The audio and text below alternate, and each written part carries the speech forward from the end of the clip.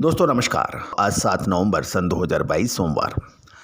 दोस्तों आपको याद होगा प्याज में सबसे पहले गिरावट की बात हमने लगभग 8 महीने पहले की थी, जो कि अक्षरशः सत्य साबित हुई।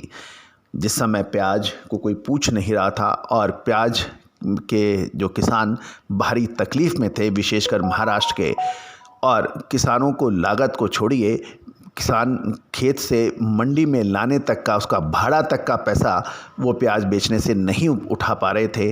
पूरे प्याज किसान और संगठन बुरी तरह से कोस रहे थे अपनी किस्मत को। उस वक्त हमने भी आपको अग्रिम अनुमान दिया था। साथ साथ यही कहा था कि शानदार बफर स्टॉक होने के बाद सरकार ने भी बफर स्टॉक बना लिया था, और प्याज की ज़बरदस्त स्टॉक के बाद में हमने यही कहा था कि अक्टूबर महीने के अंदर शानदार तेज़ी की संभावनाएं बनेगी। ऐसा ही एग्जैक्टली हुआ। अक्टूबर नवंबर में शानदार तेज़ी बन गई है। जो प्याज 300 रुपये, 350 रुपये कुंटल नहीं बिक रहा था, आज 1500 से 2000 रुपये कुंटल बिक रहा है। 3 से 5 गुना की तेज़ी हुई।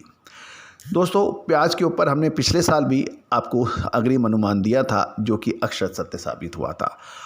अब प्याज की क्या खबर है, प्याज की क्या समाचार है, मंडियों से, एक्सपोर्ट से, ये सारी बात कर रहे हैं।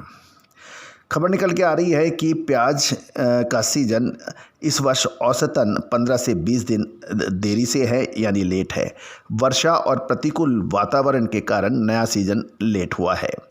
ऐसा मालूम होता है कि प्याज की फसल इस वर्ष आवक को देखते हुए कम होगी, क्योंकि किसानों के मत के दिमाग में अब प्याज का ही अनिवार्य बुआई करना है, ऐसा नहीं रहा है।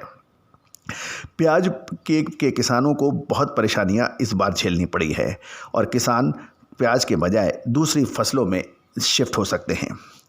प्याज की किसानों का कहना है कि प्याज की खेती अब महंगी हो गई है, और किसानों को समय पे पैसा नहीं मिलने से किसान अन्य फसल की ओर आकर्षित हो सकते हैं।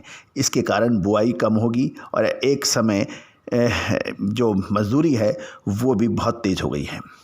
सौराष्ट्र में कालवाड़ जामनगर लाइन यानी छपरा आनंदपुर सहित क्षेत्रों में प्याज के गढ़ माने जाते थे, इस समय वर्ष वहाँ बुआई कम हुई है। इसके कारण इस फसल में 25 से 30% कमी होने की संभावनाएं बताई जा रही है।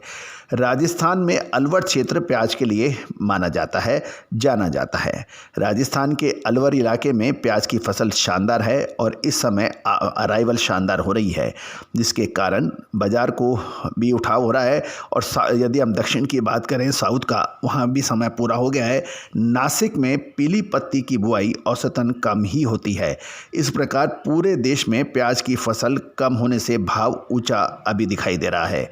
प्याज में आगामी 8 से 10 दिन बाद निर्यात व्यापार खुलने की भी संभावना है, और सरकार द्वारा ऐसा माना जा रहा है कि सरकार चुनाव को देखते हुए प्याज के निर्यात को बढ़ावा दे सकती है, ताकि किसानों का दिल जीता जा सके। अब बात खबर आ रही है कि एक प्याज की विशेष किस्म डिहाइड्रेशन इसके दाम बहुत शानदार हैं। डिहाइड्रेशन प्याज के नए सीज़न में अभी समय बाकी है, और औसतन सीज़न 1 महीना देर से शुरू होगा, और मार्च के सीज़न शुरू होने की में धारणा है, ये भी बताया जा रहा है।